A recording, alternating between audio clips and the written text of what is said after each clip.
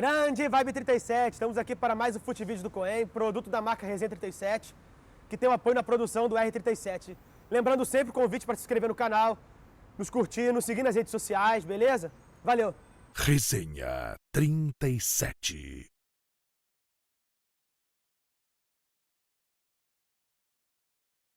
Meus amigos, hoje o convidado é especialíssimo, um verdadeiro ícone do jornalismo esportivo brasileiro, do radiojornalismo. 11 Copas do Mundo no currículo, décadas e décadas. Meu capitão, solta o rico-reco. Heraldo Leite.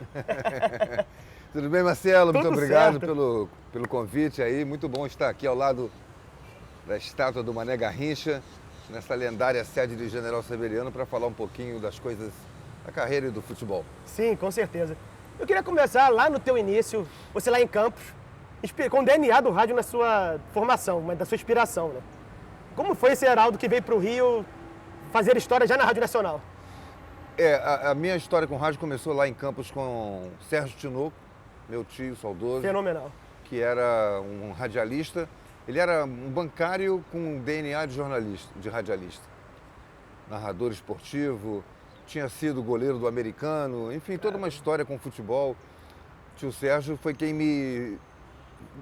digamos, meu primeiro exemplo, né? E quem me incentivou sempre a seguir a carreira.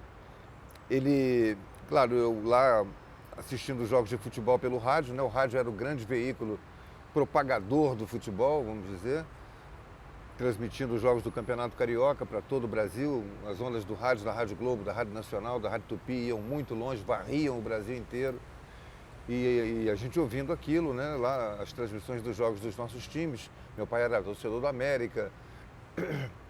Eu comecei a torcer pelo Botafogo, meu irmão também, e um primo grande, um primo muito colado que era Flamengo, então tinha aquela rivalidade. O meu grande colega de liceu, de colégio, era tricolor, fluminense. Então a gente acompanhava o futebol de todas as maneiras através do rádio. Sim. Através das narrações do Valdir Amaral, do Jorge Cury, das reportagens do Denis Menezes, do Washington Rodrigues, os comentários do Saldanha, do Rui Porto. Enfim, o rádio era o companheiro. E isso, evidentemente, para um garoto que tinha seus 12, 13 anos, a partir do momento em que começou a entender e gostar de futebol, era um fascínio. Sim. E foi isso que me fez deixar de seguir a carreira de medicina, que era o que o meu pai queria, para ser como o meu avô, para ingressar na carreira do jornalismo.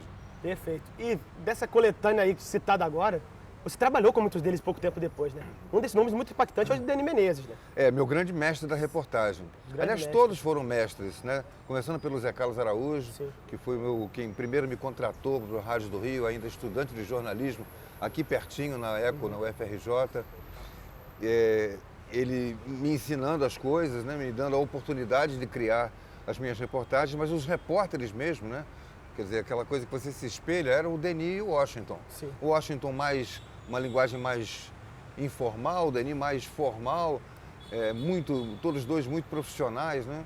Aprendi demais com eles, a escrita perfeita, a colocação correta das palavras, nunca errar o português, essas coisas todas que fazem parte da vida de um jornalista que quer ir longe. Sim, fora até a voz dele que é muito marcante. Né? Muito marcante. E nesses aprendizados, o grande repórter ele tem que estar onde ninguém está, no horário onde ninguém está, no lugar. Uma das passagens mais legais sua é lá como correspondente do Vasco, né? Setorista do Vasco.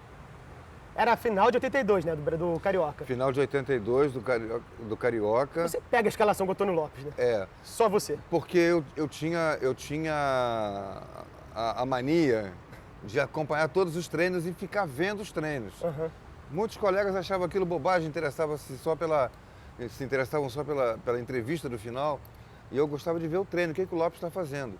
E eu ia ao treino da manhã e ao treino da tarde. E muita gente só ia ao treino da tarde, porque naquela época não tinha a informação instantânea como hoje, a não ser no rádio. Né? Você podia entrar no ar em qualquer momento.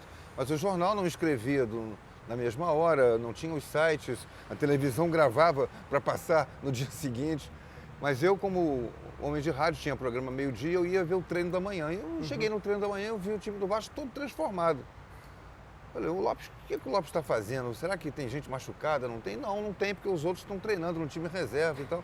E aí terminou o treino, ele foi pro vestiário, todo mundo foi embora e eu fiquei com aquilo na cabeça. O Lopes vai mudar o time. E aí, terminado, quando ele sai do vestiário dele, do vestiário da comissão técnica, eu estava na porta esperando. O que você está fazendo aqui? Meio-dia, de uma terça-feira. Falei, tô aqui te esperando para saber o que você quer com aquele time que você botou em campo lá. Ele deu risada. Falei, por quê? Porque você mudou 5 jogadores ali no time. É esse time que você vai botar ou era só experiência?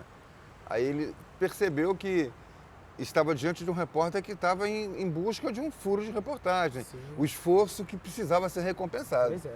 E aí ele, tá bom, então eu vou te dar, liga o gravador aí que eu vou te dar a entrevista. Aí contou todos os planos dele.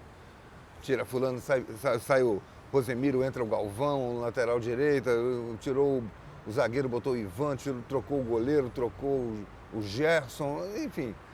Me contou toda a história e eu meio-dia e 15, meio-dia e meia, estava botando no ar na Rádio Nacional. E foi uma bomba. Quando o pessoal chegou para ver o treino da tarde, que era o treino já pronto, já não era mais novidade para mim, todo mundo já tinha ouvido. Sim. E essa foi uma das recompensas ao repórter presencial, que acompanha Sem tudo, dúvidas. que não se dá por vencido em busca da notícia. Justamente nos seus grandes diferenciais. E um personagem muito interessante que chegou a trabalhar contigo, de uma forma até inusitada, foi o Chico Anísio, né? Sim. Um cara de outra área, trabalhando ali no rádio. Foi uma experiência espetacular. Sim. Porque o Chico Anísio, ele transitava bem em todas as áreas, né? No humor, na televisão, como na representação, na construção de textos, na criação de peças de teatro. O Chico transitava bem em todos os lugares. Mas ele ainda não tinha tido experiência do rádio. E aí o Luiz Penido chamou. A gente estava na Rádio Nacional, na Rádio Tupi, e o Luiz Penido chamou o Chico Anísio para ser o comentarista.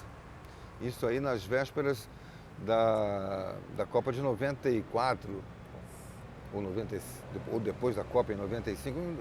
As datas eu, às vezes, preciso recorrer aos escritos. Mas, enfim, aí o Chico foi uma peça assim, espetacular. Me lembro de um dia que ele chegou, disse assim, eu vou trazer um cara aqui hoje no jogo, na jornada, que vocês vão ver, vai fazer mais sucesso do que eu no mundo da dramaturgia, das artes cênicas e tal, um humorista de mão cheia.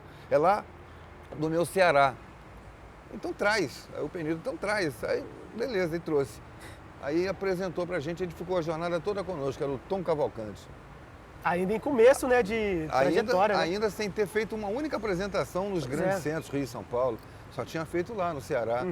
E aí a maneira dele de fazer imitações, de criar aquele personagem do João Canabrava, tudo isso foi criando um humor danado na transmissão e nós demos razão ao Chico, ele vai fazer sucesso. Vai. Igual a você, não, é humildade sua. Aí o Pelé falando, né? Fica difícil. Mas que ele vai fazer sucesso, vai. E uma outra vez ele trouxe o Bruno Mazeu, filho dele com Alcione Mazeu. Sim.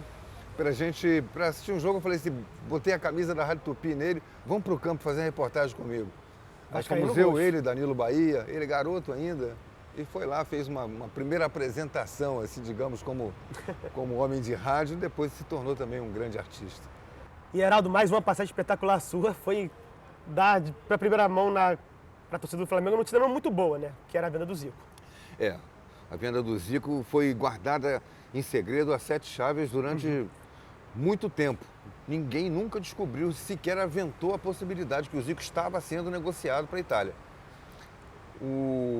A gente tinha terminado o Campeonato Brasileiro de 83, Flamengo campeão, Sim. Zico, atuação magnífica contra o Santos, né? 3-0 no Maracanã. Magnífico. Aí segunda-feira, folga, os jogadores viajaram, foram fazer...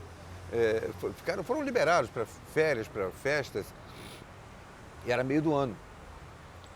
E não tinha uma competição imediata, não tinha sequência, havia um intervalo ali no calendário. E não tinha o que noticiar, né? Na segunda-feira a gente ainda repercutiu a vitória do Flamengo, a festa e tal. Sim. Na terça-feira um pouquinho de repercussão. Na quarta-feira já não tinha acabou. mais o que dizer, acabou. Quinta-feira, nada para dizer. Que a gente chega na Gávea, quinta-feira, eu era o único repórter de rádio presente. Tinha 2 fotógrafos, 2 repórteres de jornal e mais ninguém. Ninguém ia para a Gávea, não tinha o que cobrir. Sim. Mas eu marcava presença. Vou falar com o presidente, vou falar com o vice-presidente de futebol, vou inventar notícia, inventar na maneira de dizer, né? Vou criar alguma coisa vai achar algo para noticiar, achar alguma coisa para noticiar. E aí daqui a pouco chega Estou chegando na Gávea, estou entrando, atravessando o campo, o fotógrafo Paulo Vrencher, do Jornal dos Esportes, corre que o Dunche vai dar uma entrevista. Antônio Augusto Dunche de Abrantes era o presidente do Flamengo. Sim. E aí o Dunche, a gente, 5 horas da tarde, senta na antessala, ele sai da sala dele, vem atender a imprensa, 3 repórteres, 2 fotógrafos. Eu tenho uma notícia, eu tenho uma proposta de $2 milhões para vender o Zico e não sei o que fazer. Eu levantei da minha cadeira, fui do lado dele, tinha um telefone desses telefone fixos que você liga o 0 e da linha, e liguei para a rádio, ligando para a Rádio Nacional. O que você está fazendo? Estou ligando para a rádio. Vai falando aí, presidente, vai falando que eu estou ligando. Aí eu liguei para atender a produtora Astrid, falei, me bota no ar aí, tá tocando as manchetes, corta as manchetes, eu tenho uma bomba, o Zico está sendo vendido. Aí ela, ai, meu Deus, o Washington, olha aqui que o Heraldo está dizendo aqui no telefone. Alô. Paulinho, me bota no ar, corta as manchetes, o Flamengo está vendendo o Zico. Aí ele achando que era brincadeira, assim, então aproveita e dá o endereço da casa do presidente, que é para a torcida do Flamengo ir toda para lá. Eu falei, Paulinho, não estou brincando, bota no ar. E aí ele cortou as manchetes, tocou a característica, tocou as manchetes e eu entrei no ar. O Flamengo tem uma proposta de $2 milhões para vender o Zico e o presidente Antônio Augusto Dunche de Abrantes está aqui e não sabe o que fazer. Não é isso, presidente? Botei ele lá. Botei o telefone, o Apolinho do outro lado e eu aqui do lado dele. Apolinho lá no estúdio da Rádio Nacional. Ficamos 1 hora no ar. Sim. Ele contando tudo. No final das contas, o Zico foi vendido por $4 milhões. Imagina. Isso aí, hoje se é troco, transformar né? por valores de hoje. Isso é troco hoje em dia, né? Pelo que foi o Neymar agora para esse mundo árabe, imagina, por exemplo. Imagina. O Zico era o maior jogador de futebol do Brasil. Né? E não havia um grande êxodo de jogadores. Tinha o Falcão, que tinha ido para Roma. Era o Edinho tinha ido para o Era o começo desse boom do jogador brasileiro para a Europa. E aí o assunto se desenvolveu durante 2 semanas, aí 1 mês, até que tudo fosse regularizado, mas a bomba fui eu que dei, porque eu estava no lugar certo, na hora certa. E como é que era o trabalho lá quando o Apolinho virou técnico? Foi algo muito exótico, né? Foi estranho, digamos assim, né? A gente achava, poxa, não é possível. Conhecimento ele tem, claro. Sim. Conhecimento ele tem. Claro. 30 anos de profissão, de jornalismo, vivendo na beira do campo. Agora, como é que é essa coisa da metodologia, né? Pois é. O jogador acreditar no que o jornalista está dizendo. Dar o treino. Mas acho que ele foi bem. O Kleber Leite conseguiu conduzir bem. Conseguiu. E ele deu o recado dele. Deu sim.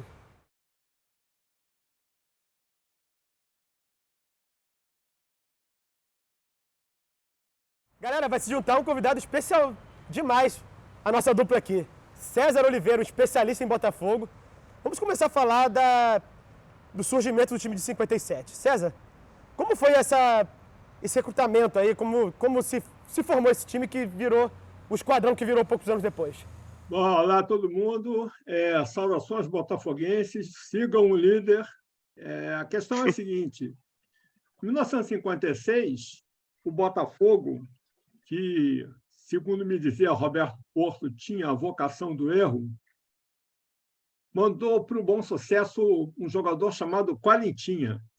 Qualentinha não, um jogador que se mande para lugar nenhum, né? Qualentinha é, até hoje, o maior artilheiro da história do Botafogo. Não vai ter nunca mais quem faça tantos gols ou fique tanto tempo, né, Heraldo? Ficar tanto tempo num time para fazer tantos gols, praticamente impossível isso hoje em dia. Os caras trocam de time toda hora. O Botafogo estava numa excursão na América do Sul e eu não lembro se o técnico era o Geninho, ou ele pediu demissão, ou ele foi demitido, e aí pediram para o Saldanha assumir o time. O Saldanha assumiu o time e voltou, e eles resolveram que o Saldanha continuava. Aqui entre nós, né? O Saldanha era um gênio, multitudo, né? Nunca se viu um cara fazer tantas coisas bem como o Saldanha fazia, né? Eu, garoto, ouvi os comentários do Saldanha para qualquer rádio pelo eco das arquibancadas do Maracanã. Não precisava radinho.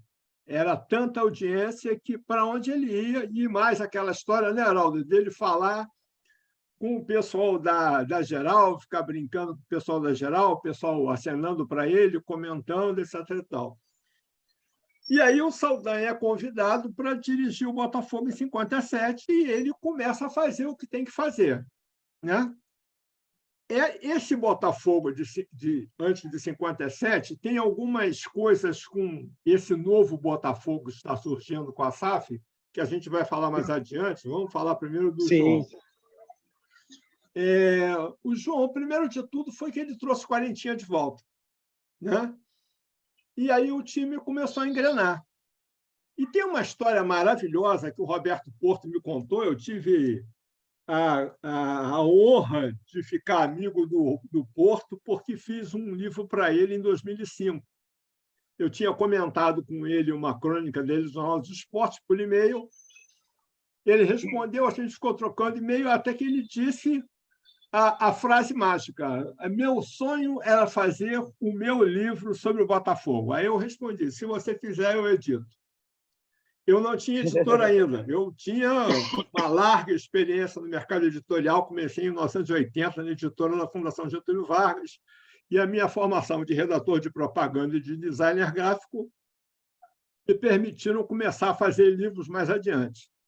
Mas aí eu fiz o livro do Porto e ele me contou uma história absolutamente sensacional. O Porto tinha um negócio engraçado. Às vezes ele se sentia sozinho, depois que, infelizmente, a Ada Regina se foi, e ele me ligava. A gente morava perto, em Vila Isabel, e eu ia para a casa dele para a gente ficar de papo. E ele me contou uma história que é a história do título de 57. Ele chamou o Quarentinha e disse: 40, preciso de você para a gente ser campeão.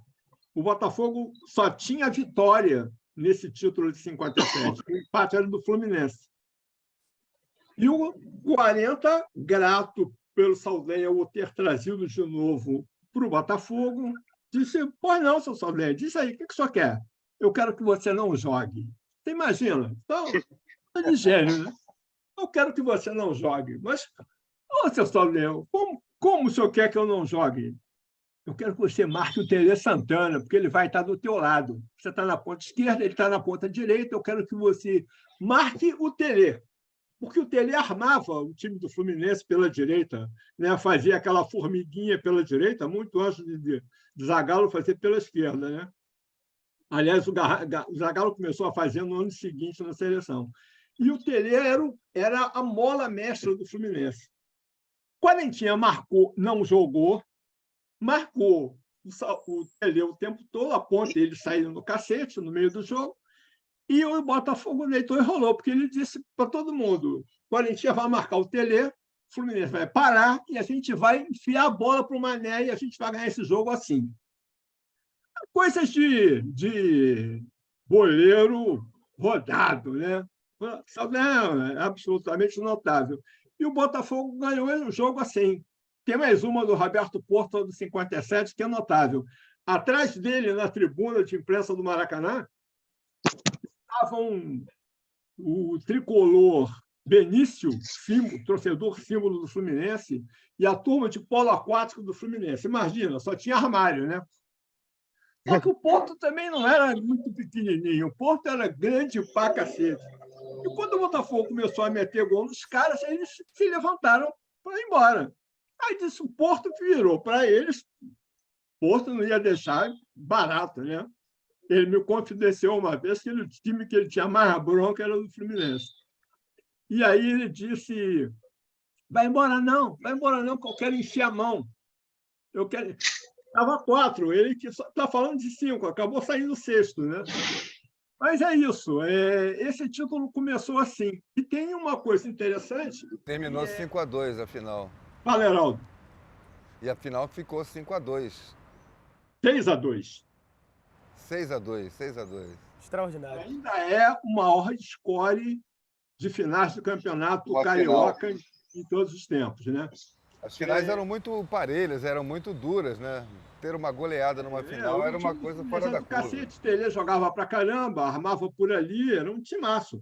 Só que o Botafogo tinha um tal de Mané Garrincha que está aí nas costas de vocês. Sim. Então... Singelo atleta aqui. Luiz Mendes me disse uma vez que Garrincha era o maior empresário do futebol brasileiro. Eu disse, como assim, seu Luiz? Como assim empresário? O que ele vendeu de centroavante foi uma grandeza. Porque ele cruzava, os caras metiam. Naquele dia, ele encheu o o Paulo Valentim de bola, da mesma maneira como ele fez partidas memoráveis contra o Flamengo em 62 e contra a Inglaterra no Mundial do Chile. Você estava lá, Heraldo? Que ano? 62. 62. Não estava não. Começou 82, né? Tinha 5 anos de idade ainda. Ah, caramba, é mesmo. Você me falou. Você começou falando de 1957, esse é o ano que eu nasci, no dia 30 de janeiro de 1957. E sobre esse cara aqui, semana passada no meu programa, o Gerson, na Rádio Tupi, o Gerson contou uma história que muita gente sabe, mas muita gente não sabe. Antes de vestir essa camisa do Botafogo, Mané passou pelo Vasco, pelo Fluminense, pelo Flamengo e ninguém queria aquele cara de perna torta jogando. Aí ele foi no Botafogo, porque ele queria jogar num time grande. Aí ele foi no Botafogo, um amigo levou ele no Botafogo e botou ele para jogar. Aí o Zagallo falou, bota ele para treinar aí. O Zagallo não, ainda Paulo não era o Amaral. Zagallo, o Paulo Amaral. Bota ele para treinar, ele botou no time reserva. As duas primeiras bolas que ele pegou, ele deu um nó no Newton Santos. O Newton Santos tinha moral, o Newton Santos, Gerson dizendo, o Newton Santos tinha moral, né? Falou, para esse treino aí, para esse treino. Quem trouxe esse cara aqui? Aí, não sei o que, fulano de tal, ele já passou, ele está tentando no lugar. Bota ele no time de casa, senão eu vou sair do treino. Bota ele no meu time, não quero jogar contra ele. E assim que o Garrincha virou jogador do Botafogo. Porque o Newton Santos disse, contra mim não vai me bagunçar não, vai jogar do meu lado. Ele levou o Garrincha do Botafogo, foi o Arati, um jogador. Arati. Um jogador.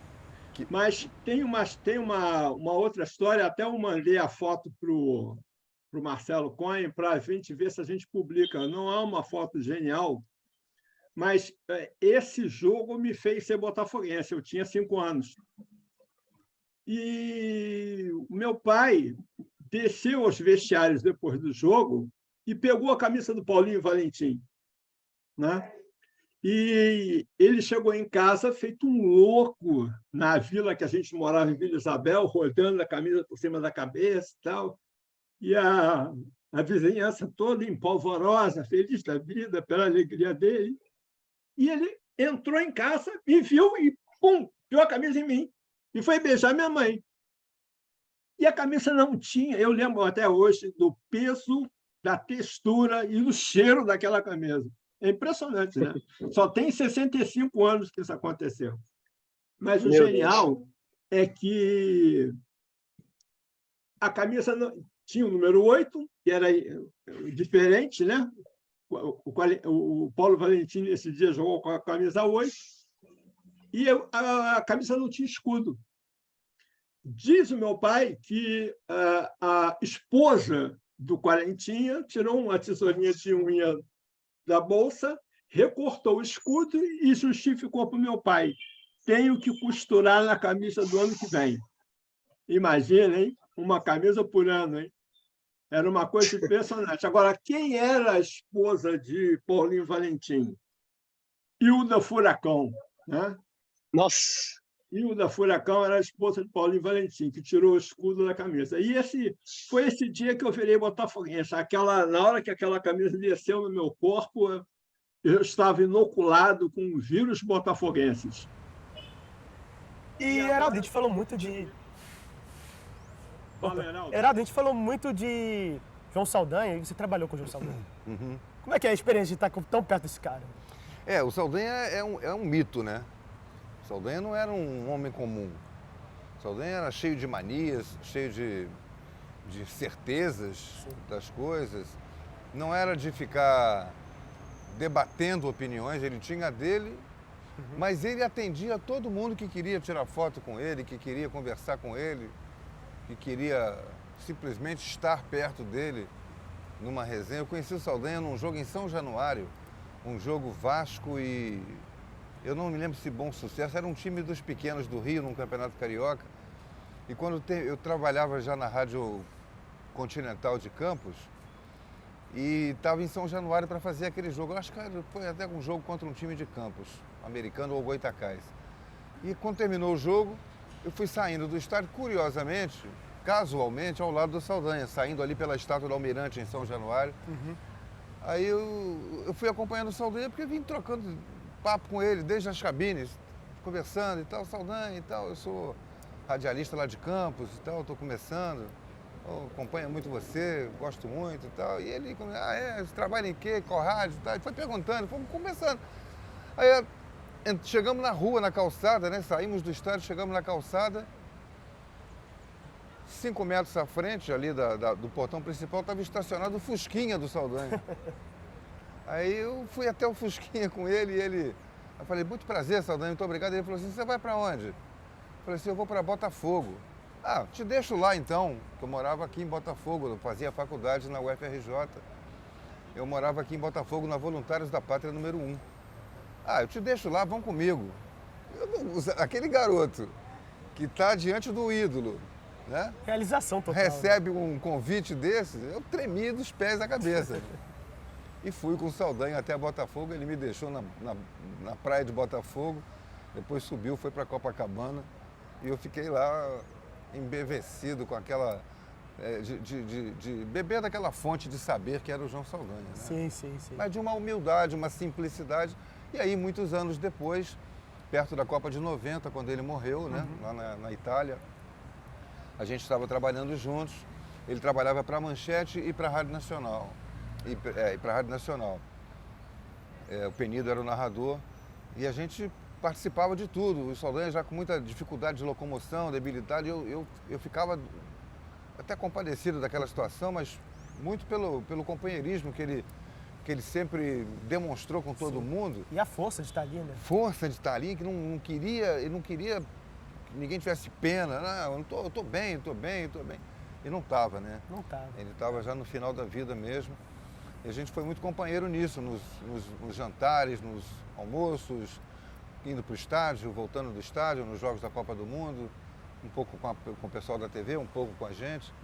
Mas ele foi, até o fim da vida, uma pessoa da maior dignidade, simplicidade, um cara que, enfim, que deixa saudade. Deixa uma marca absurda. Deixa uma marca. E te fala a mesma coisa, César, qual o impacto que o João Saldanha tem na sua formação como apreciador do futebol no geral e botafoguense?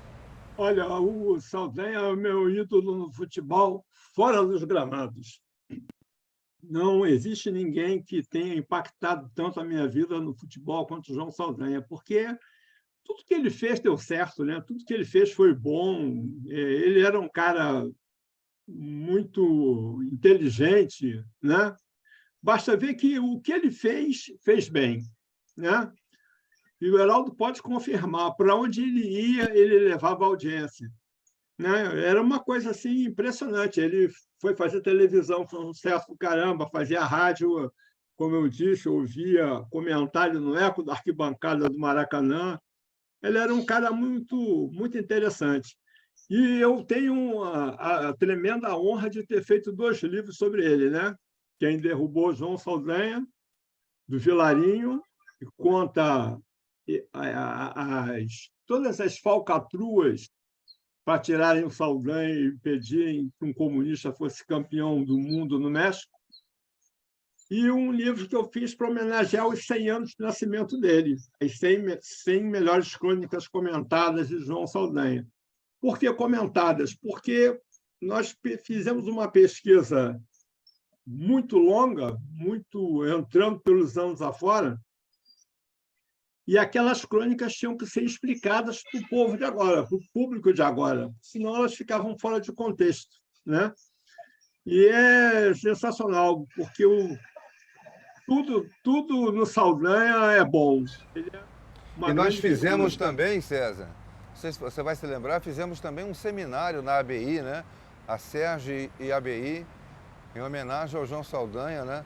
Eu tive a oportunidade de homenagear o Saldanha também com o Prêmio João Saldanha de Jornalismo Esportivo, extraordinário, que eu criei na Acerj, né, Associação dos Cronistas Esportivos do Rio de Janeiro, o Prêmio João Saldanha para homenagear os melhores trabalhos. Fizemos durante 3 anos, 2010, 2011, 2012 e 2013. Né? E eu agora... Tem uma coisa interessante sobre isso, Marcelo, presta atenção, porque tem que mandar investigar isso. A água de Campos de Goyacazes tem alguma coisa diferente. Ó, esse homem aí inventou o prêmio João Saldanha, que quem ganhou foi um amigo nosso, né, na área de literatura, né? O Pérez Ribeiro, um Pérez ex-jornalista Ribeiro, aposentado. com um livro do Didi. Amigo e Extraordinário. biógrafo do Didi, né? O gênio da Folha Seca. Uma figura Que extraordinária. era a figura central desse Botafogo desse ano de 57, né? Sim. E fora os jogadores, né? Amarildo, Didi, um Paulinho, que eu não esqueço o nome, Pérez vive falando dele, porque era amigo dele, que jogou no Flamengo. Muitos jogadores. Paulo Henrique, lateral esquerdo do Flamengo, depois do Botafogo. Muito bom. O Saldanha era um absoluto gênio. Só podia ser mesmo ser botafoguense, não podia ser outra coisa.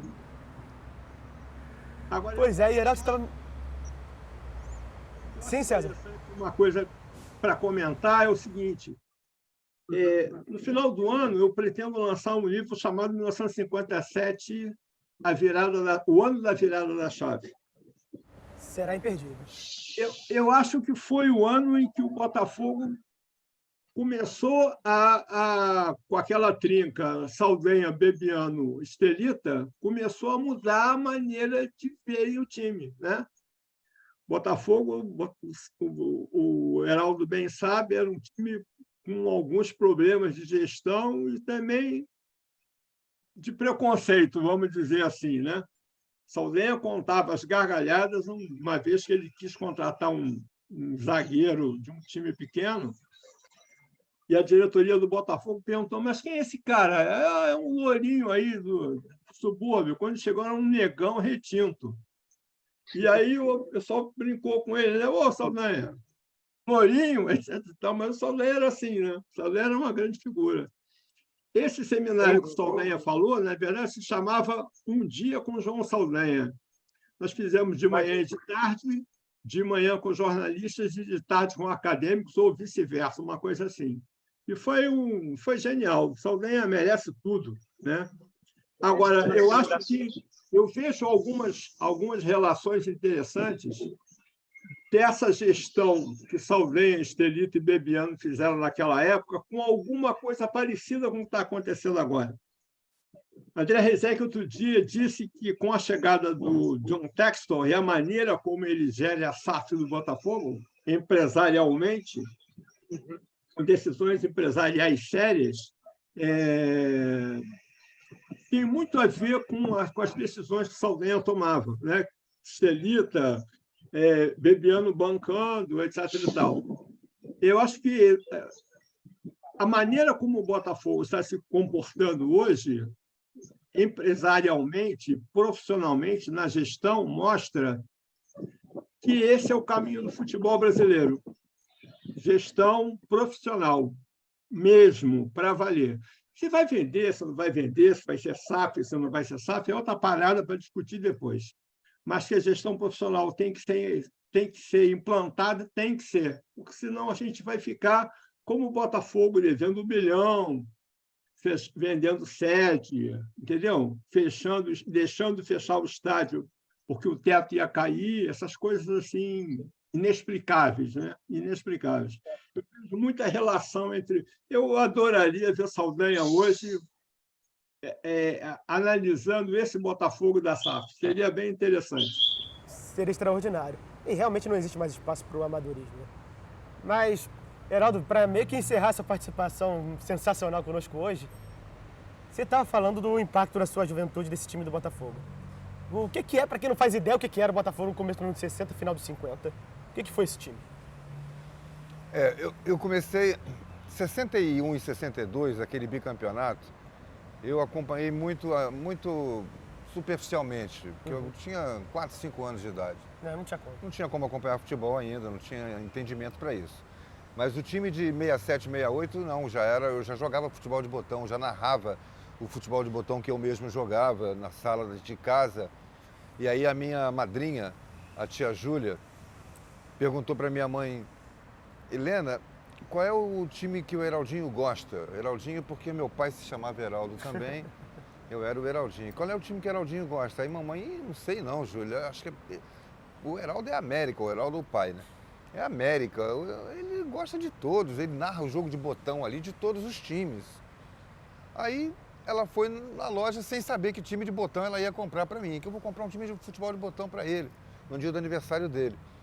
Aí ela chegou na loja e, totalmente sem conhecer futebol, totalmente querendo uma sugestão, perguntou para o vendedor: qual é o time de futebol de botão que o senhor vende mais? Ele disse assim: porque eu vou dar para o meu sobrinho, meu afilhado e tal, eu quero dar o melhor time para ele. Aí o vendedor falou: então a senhora compra o Botafogo. Esse time do Botafogo aqui é o que vende mais, é o melhor. Era um time que, na época, o time começou a ter Rogério, Roberto, Jairzinho e Paulo César. Mas a produção era muito antiga, muito lenta, não tinha ainda esses botões ali, a atualização. Era o time anterior, que tinha Paulinho Valentim, que tinha Quarentinha, tinha Didi no botão. Mas era o Botafogo, tinha o escudo e a carinha do jogador. Mas como eu comecei já a entender, aí a minha madrinha me deu aquele time de botão, eu falei assim: eu passei a ser esse time então, esse é o meu time, que a minha madrinha quer que eu seja. Só que eu sabia que a escalação já não era aquela, então eu ia no Jornal dos Esportes, e recortava a escalação e colava por cima o nome daquela escalação do time atual. Aí eu tinha um time de Rogério, Roberto, Jairzinho, Paulo César, Carlos Moreira, Zé Carlos, Leônidas, Valtenci, Carlos Roberto e Gerson, Rogério, Roberto, Jairzinho, Paulo César. Aí eu tinha o time titular. Com as caras eram outras, era a cara do Didi, do Quarentinha, do Paulinho Valentim, mas o nome pelo menos era do time titular do Botafogo. Sensacional. Heraldo, queria te agradecer muito pelo papo, cara. Valeu, demais. obrigado. Obrigado. César, grande abraço, César. Prazer te receber aqui. Tudo de bom. E digo mesmo, César, você brilhantou aqui muito essa conversa, cara. Muito obrigado Valeu, mesmo. obrigado, Marcelo, pelo convite. Um abraço para o Tony Andrade. Valeu. Líder, e segue o líder. Grande abraço. Valeu, pessoal. Heraldo, muito obrigado por esse papo maravilhoso. Valeu, Marcelo. Foi uma aula, um prazer. Muito inenarrável. obrigado, muito bom estar com vocês do Resenha 37. Estamos à disposição aí para a gente sempre falar de futebol. Com certeza. Muito obrigado, cara. Um abraço. Valeu, pessoal.